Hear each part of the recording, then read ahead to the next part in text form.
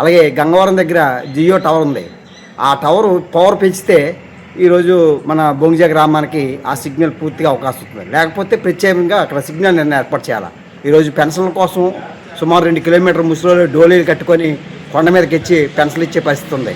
Signal వ్యవస్థ రాకముందు 2026, 28లో ఇటు ఉమ్మడి విశాఖపట్నం జిల్లా చోడవరం నుంచి దేవరాపల్లి నుంచి అలాగే అన్ని విజయనగరం జిల్లా బొడ్డవరం నుంచి బొంగిజ గ్రామానికి సిగ్నల్ వచ్చాయి.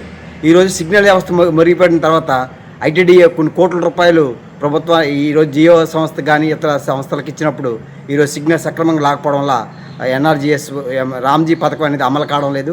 దీనికోసం అనేది ప్రత్యేకించి ఐటీడీఏ పిఓ బొంగిజ గ్రామాన్ని సందర్శించి ఐటీడీఏ ప్రత్యేకించి సెల్ టవర్ ఏర్పాటు చేసి ఒక ఫేస్ యాప్ని రికగ్నైజ్ చేయాలంటే ఒక సిగ్నల్ వ్యవస్థ ఇవ్వాలా.